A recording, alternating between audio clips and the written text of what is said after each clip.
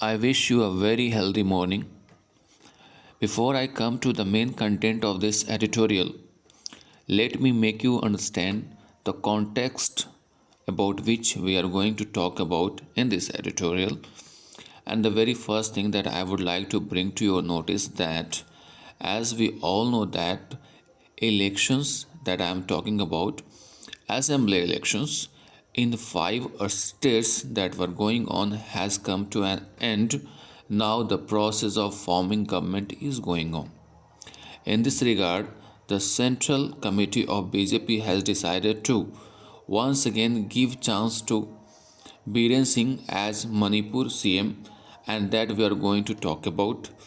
This selection is a default choice.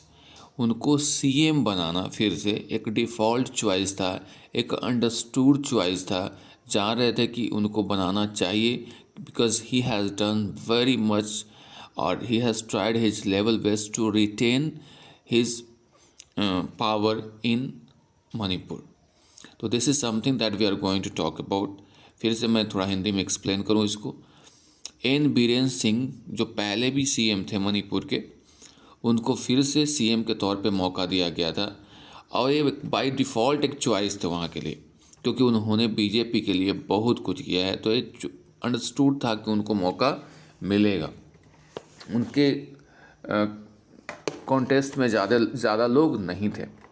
जैसा कि अभी उत्तराखंड के मामले में देखें, वहाँ अभी डिफाइंड नहीं है कि वहाँ पे सीएम कौन होंगे.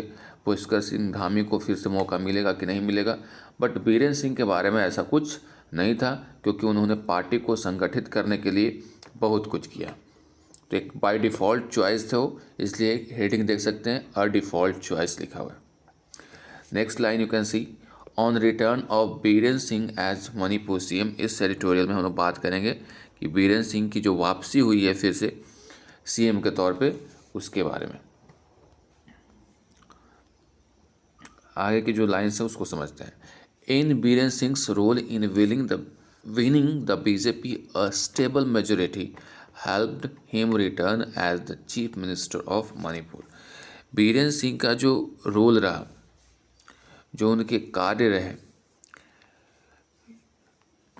बीजेपी को जीत में, और एक स्टेबल मेजोरिटी के साथ. स्टेबल मेजोरिटी का मतलब होता है जो पूर्ण बहुमत मिलता है आपको.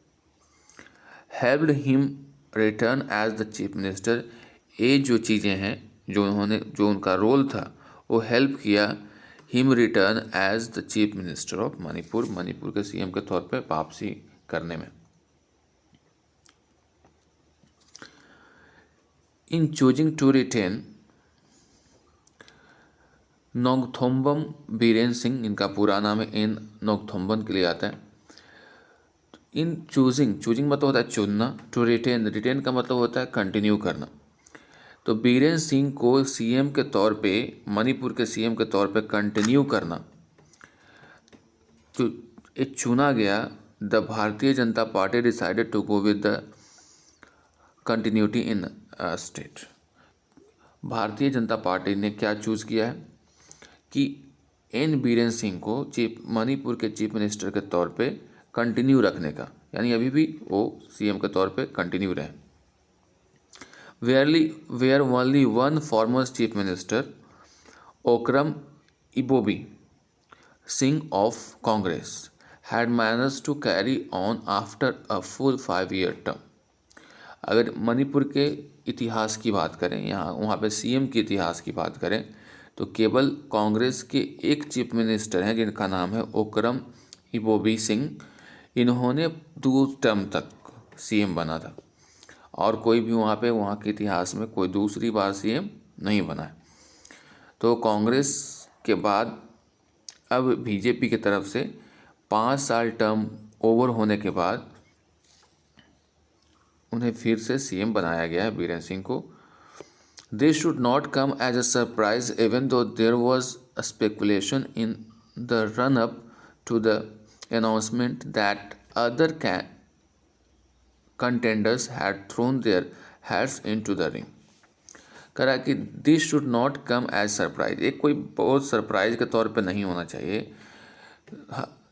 इवन दो, हालांकि देयर वाज अ स्पेकुलेशन, एक तरह का स्पेकुलेशन था, संदेश जाहिर किया जा रहा था।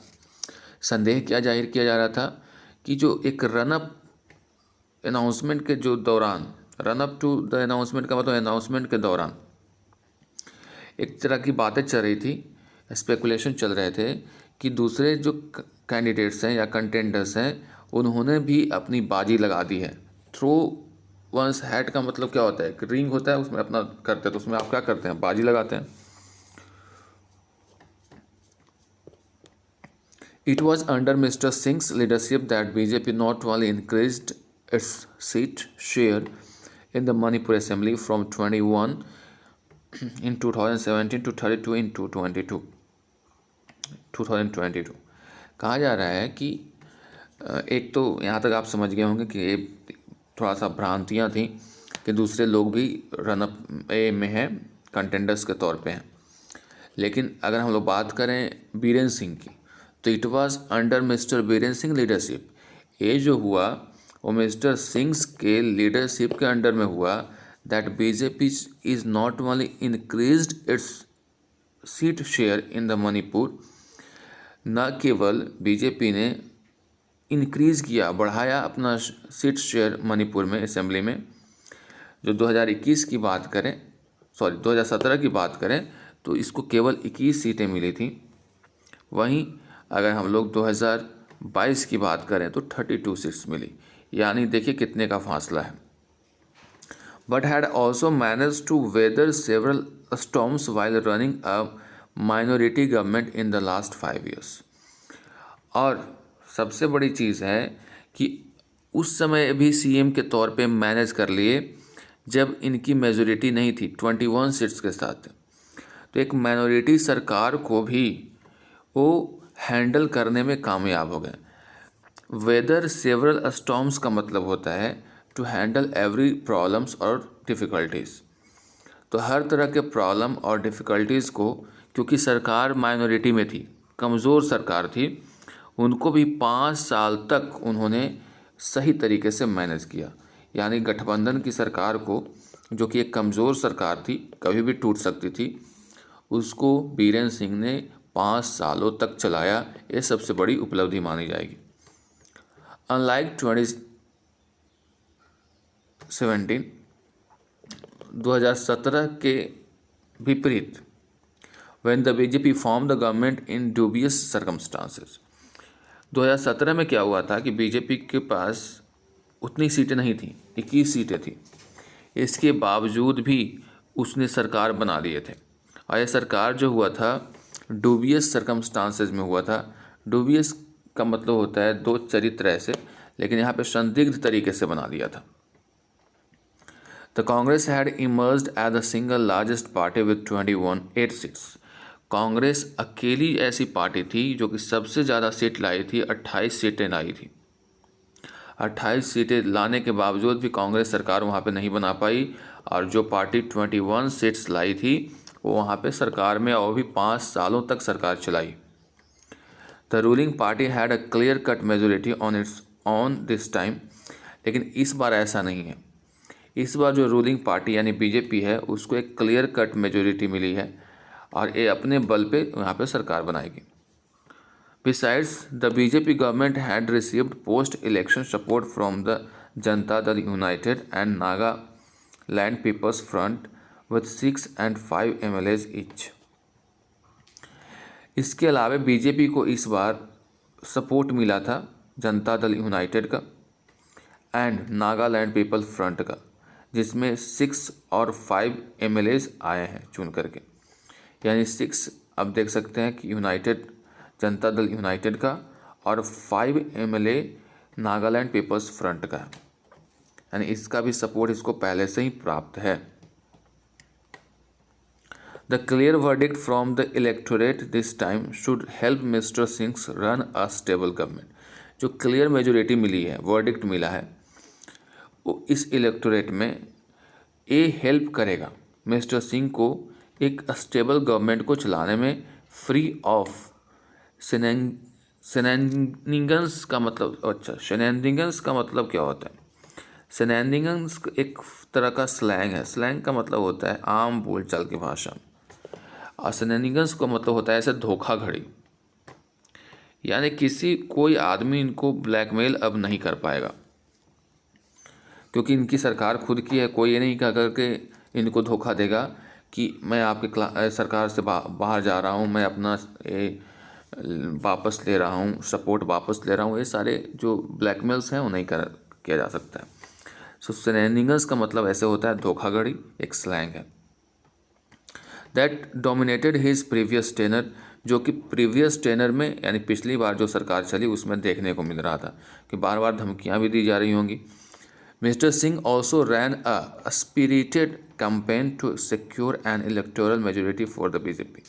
मिस्टर सिंह एक स्पिरिटेड, फुल ऑफ एनर्जी जिसको बोलते हैं, कैंपेन चलाया ताकि उनकी जो पार्टी बीजेपी है वो सिक्योर कर ले एक इलेक्टोरल मेजोरिटी, यानी मेजोरिटी में है। With some of his initiative such as go to hills and go to villages bearing fruits. उनके कुछ इनिशिएटिव लिए गए उनके द्वारा, और उसमें है कि गो टू हिल्स और गो टू विलेजेस एक उनको फ्रूटफुल साबित हुआ। बियर फ्रूट का मतलब होता है उसका लाभ मिला।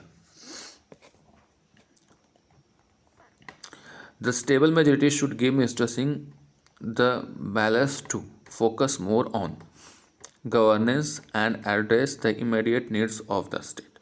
एक जो स्टेबल सरकार मिली है, मेजोरिटी मिली है, यानी एक बहुमत जो मिली है इस बार, ये मदद कर सकता है और एक हेल्प करेगा टू बैलास्टिक का मतलब क्या होता है? बैलास्टिक का मतलब होता है पावरफुल। फोकस ऑन गवर्नेंस, ये मदद करेगा कि आप अपना ध्यान पूरी तरह से गवर्नेंस पे लगाइए, एंड जो भी आपका इमीडिएट इश्यूज़ हैं, नीड्स हैं, ज़रूरत है स्टेट की, उसको एड्रेस कीजिए, उसको सही कीजिए। Manipur has a higher literacy rate. Manipur की हायर लिटरेसी रेट है 79.85, जो कि अगर हम लोग देश की एवरेज लिटरेसी रेट की बात करें तो 74.04 है। यानी पूरा देश की जो लिटरेसी रेट है वो 74.04% है, वहीं मणिपुर की लिटरेसी रेट 79.85 है। Besides achieving a medium human development index of 0.697, इसके अलावे जो इसने medium human development index achieve किया है जिसका दिया है 0.697 इन ऑफ एज ऑफ 2019 का यह आंकड़ा है। Only Sikkim and Mizoram have better indices in the north east. North east countries में बात करें तो केवल सिक्किम और मिज़ोरम ये दो ऐसे स्टेट्स हैं जहाँ पे अच्छे आंकड़े हैं। बट क्रॉनिक अनएम्प्लॉयमेंट, क्रॉनिक का मतलब होता है जो लंबे समय से चला आ रहा है, पूर्वकालिक। अनएम्प्लॉयमेंट है, बेरोजगारी है, स्पेशली ऑफ द यूथ, खास करके यूथ के बीच में। रिमेंस अ की कंसर्न, ये हमेशा से एक बहुत बड़ी चिंता रही है, महत्वपूर्ण चिंता रही है। That needs to be tackled, जिसको टैकल करने की ज़रूरत है, उसका समाधान ढूंढने की ज़रूरत है बाय द गवर्नमेंट, सरकार के द्वारा। द रीअकरिंग का मतलब होता है बार बार होना। द रिकरिंग बॉर्डर कॉन्फ्लिक्ट्स, जो बॉर्डर में जो कॉन्फ्लिक्ट्स हैं नागालैंड के साथ, मणिपुर और नागालैंड के साथ अक्सर ऐसा होता रहता है। तो जो विवाद है बॉर्डर को लेकर के विलेजेस में, जैसे मणिपुर एंड नागालैंड के, विद स्ट्राइक्स एंड ब्लॉकेट्स। स्ट्राइक्स का मतलब होता है प्रहार और ब्लॉकेट्स का मतलब होता है जो बंदी बनाकर, बंदी नहीं उसको कह सकते हैं कि जो रोड वगैरह जाम कर देते हैं या उसको फिर फेंसिंग कर देते हैं, घेर देते हैं, यानी रोड ब्लॉक कर देते हैं, ऐसा समझो। तो अक्सर वहाँ पे देखने को मिलता है कि वहाँ पे स्ट्राइक्स हो रहे हैं, ब्लॉकेट्स हो रहे हैं, रोड को जाम किया जा रहा है। नीड टू एंड क्विकली, इसको जल्द से समाप्त करने की ज़रूरत है। And a majority government will be better place to address this tackle this problem. और जब सरकार मेजोरिटी में रहेगी तो ये अच्छी तरह से एड्रेस कर पाएगी, टैकल कर पाएगी इस तरह की टैकलिस प्रॉब्लम को। टैकलिस का मतलब टिकल का मतलब होता है गुदगुदी करना ऐसे, लेकिन टिकलिश प्रॉब्लम का मतलब होता है कि वैसा प्रॉब्लम जो छोटे छोटे मुद्दे के कारण होता है। तो ऐसे जो प्रॉब्लम जो बार बार होते हैं छोटे छोटे मुद्दों की वजह से, तो इस तरह के टिकलिश प्रॉब्लम को हैंडल करने में सक्षम होगी सरकार जब मेजोरिटी में रहेगी। While the BJP remained silent on the unpopular Armed Forces a Special Power Acts in the course of the election and still managed to win handily in the state। आपको पहले बताते चलें कि स्पेशल पावर्स दिया गया है कुछ राज्यों में आर्म्ड फोर्सेस को, वहाँ पे शांति की बहाली के लिए, और वहाँ पे हाल फिलहाल में एक मिसअंडरस्टैंडिंग की वजह से मौतें हो गई थी वहाँ के कुछ वर्कर्स की, और उसके बाद से ये डिमांड की जा रही थी सेंट्रल गवर्नमेंट से कि स्पेशल जो एक्ट है जिसके अंतर्गत प्रोटेक्शन दी जाती है पर्टिकुलर राज्य को, उसको वापस लेने की बात की जा रही थी। तो आर्म्ड फोर्सेस को वहाँ से वापस लेने की बात की जा रही थी, लेकिन बीजेपी ने पूरे चुनाव अभियान के दौरान इसकी बात कहीं की ही नहीं, जो कि वहाँ के लोगों की सबसे बड़ी मांग थी। जैसे हिमाचल प्रदेश वगैरह में भी यही आर्म्ड फोर्सेज एक्ट लागू था, वहाँ से हटा लिया गया है, और मणिपुर की भी डिमांड थी कि यहाँ से भी इसको हटा लिया जाए। लेकिन पूरे इलेक्शन कैंपेन के दौरान बीजेपी इस मुद्दे पे साइलेंट रही। इसके बावजूद भी आराम से, हैंडली का मतलब क्या होता है, आराम से जीत गई election. It can not assume that, लेकिन इसका मतलब ये नहीं समझ जाना है कि electorate agreed with the views of the union government. जो इलेक्टोरेट है यानी वहाँ के जो जनता है वो अग्री हो गई है यूनियन गवर्नमेंट यानी केंद्रीय सरकार के व्यू से, and the party on the act,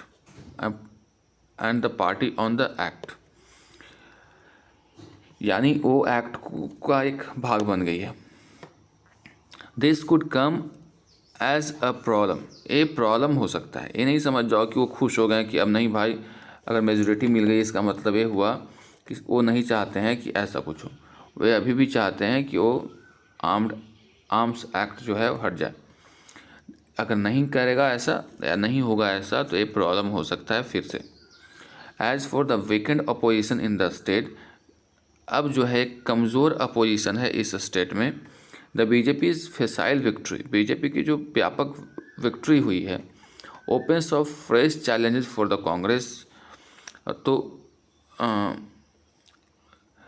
अब जो बीजेपी की एक फेसाइल एक बड़ी जीत हुई है यहाँ पे, वो एक फ्रेश चैलेंज की शुरुआत कर देता है कांग्रेस के। बेलेगर्ड का मतलब होता है कि एक कमज़ोर लीडरशिप, जो हिलता डुलता लीडरशिप है। Even as smaller parties such as National People's Party have try to warm up the BJP by offering outside support. और यहाँ की जो पार्टीज़ हैं जैसे कि नेशनल पीपल्स पार्टी, उसने मदद की है बीजेपी को स्ट्रॉन्ग होने में, वार्म अप करने में, आउटसाइड सपोर्ट, बाहर से सपोर्ट करने का।